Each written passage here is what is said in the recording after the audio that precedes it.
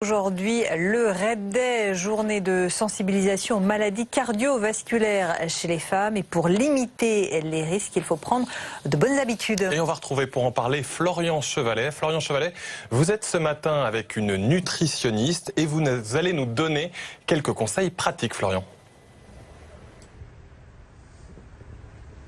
Exactement Thomas, alors je suis avec le docteur Corinne Chichportiche-Ayache, vous êtes médecin nutritionniste. Alors lorsque l'on pense maladie cardiovasculaire, certains verront un homme d'âge plutôt avancé, victime de ces excès. J'imagine qu'il faut tout de suite écarter cette idée reçue. Effectivement, il faut écarter cette idée reçue parce que même les femmes, et j'ai envie de dire beaucoup de femmes, sont victimes des maladies cardiovasculaires. Quand on parle de maladies cardiovasculaires, on pense aux maladies des coronaires, donc l'angor, l'infarctus, mais aussi l'accident vasculaire cérébral ou l'artérite des membres inférieur. Il faut savoir, et c'est important de le retenir, qu'une femme sur 3 en Europe meurt de maladies cardiovasculaires, soit 8 fois plus que du cancer du sein. Donc attention effectivement aux idées reçues. Nous les femmes, on doit être très attentives et finalement beaucoup en discuter avec nos médecins pour prévenir ces maladies cardiovasculaires. Alors quels sont les facteurs de risque ?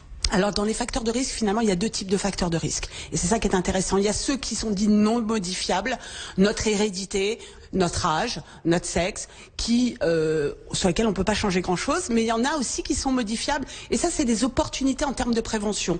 C'est notre alimentation, c'est potentiellement le tabac, c'est la sédentarité contre laquelle il faut lutter, c'est le surpoids sur lequel il faut travailler. Et donc tout ça nous permet finalement d'avoir des opportunités de changement de mode de vie pour mieux lutter contre l'apparition de ces maladies cardiovasculaires. Une mention spéciale pour le tabac. Nos jeunes filles fument beaucoup et aussi, bien entendu, sur la pilule qui, associée au tabac, pour certaines pilules, peuvent avoir des effets dévastateurs. Alors, outre le tabac et la pilule, vous êtes nutritionniste. D'un point de vue alimentaire, justement, qu'est-ce qui est conseillé pour réduire les risques ? Alors, clairement, le régime qui fait référence en termes de protection des maladies cardiovasculaires, c'est le régime méditerranéen ou régime crétois, le fameux régime crétois, qui a largement démontré ses bénéfices.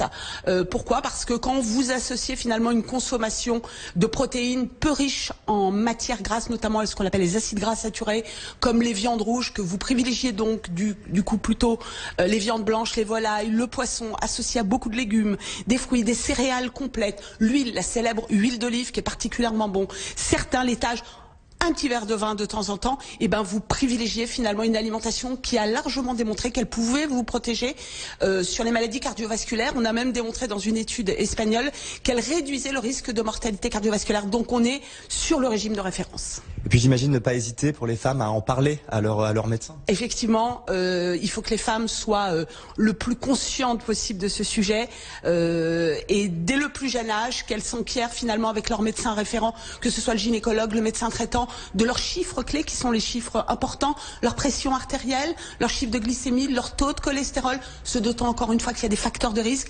Tout ça, ça s'évalue au long cours. Et si on prend les bonnes habitudes de vie, c'est finalement la meilleure façon de lutter. Merci beaucoup. Alors vous l'aurez compris, parlez-en avec vos médecins. Merci Florian Chevalet, merci aussi à votre invité. On vous rappelle donc c'est le Red Day aujourd'hui, journée de sensibilisation aux maladies cardiovasculaires chez les femmes.